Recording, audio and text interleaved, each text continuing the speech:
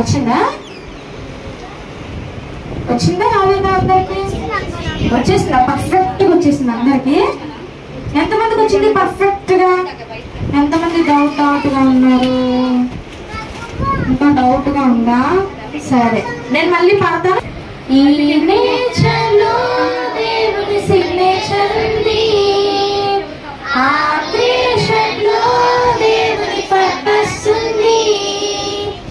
ఈ నేచర్లో దేవుని సిగ్నేచర్ ఉంది, ఆ క్రియేషన్లో దేవుని పర్పస్ ఉంది.